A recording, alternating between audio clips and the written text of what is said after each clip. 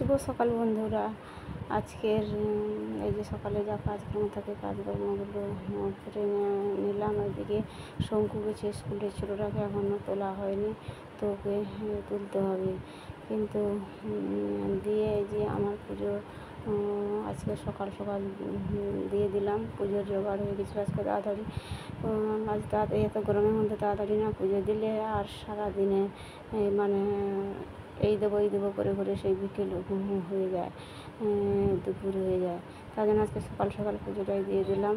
তো পুজো দেওয়া হয়ে গেছে, কিন্তু এদিকেই হচ্ছে সমস্যা হয়ে গেছে। ছোটো ছেলেটা স্কুলে যেতে পারেনি, খুবই তার শরীর অসুস্থ, পেটের ব্যথা, পায়খানা, বমি, তাই নিয়ে। আর এদিকে শঙ্কুর বাপেরও কোমর ব্যথা, সে তো বাজারের দিকে যেতে পারেনি। এদিকে এদের কী রান্না করে দেবো, আমিও যেতে পারিনি সেই বাচ্চাকে নিয়ে। তো এটা ওটা ধরতে আর বাজারের দিকে যাওয়া হয়নি। শঙ্কু বাড়িতে ছিল না। তো এই যে আমাদের এক দেওর এই মাছটা ধরে দিল, বলতে তাদের পুকুরে এই মাছ, এই যে জ্যান্ত মাছ শঙ্কু নিয়ে এলো, কাকু ধরে দিল। তো এই যে মাছটা কীরকম হচ্ছে, শঙ্কু নিয়ে এইরকম মাছ তো দেখেনি, তাই নিয়ে খেলা করছিল। তো আমি এই যে মাছটা কেটে নিচ্ছি, নিয়ে এদিকে এত ঘন ঘন পায়খানা করছে ছেলেটা, পেট ব্যথা, সেদিকে বমি, এগুলো করছে। তাকে দেখবো, এর বাবা হচ্ছে কোমর নিয়ে উঠতে পারছে না, মানে সেও খুব কষ্ট পাচ্ছে। কী করবো, মানে মাথা আমার কাজ করছে না।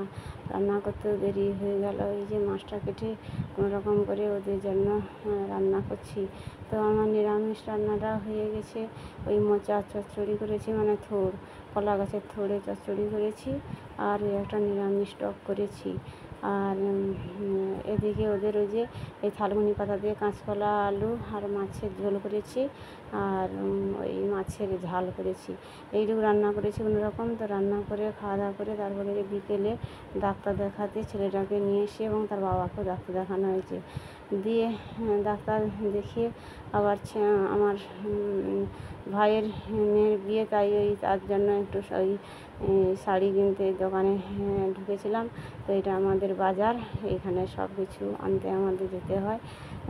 তো এই যে কোমর ব্যথা, আর এদিকে বাচ্চাও অসুস্থ, ছোটোটা গিয়েছিল কোচিনে।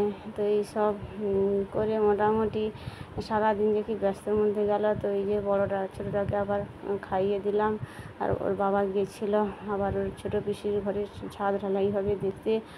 তো সেখান থেকে এখনও আসেনি। তো আমি এই যে ছোটোটাকে খাইয়ে দিচ্ছি ওই ঝোল ভাত আবার রাত্রে। এদিকে ওর বাবাও বাড়িতে নেই।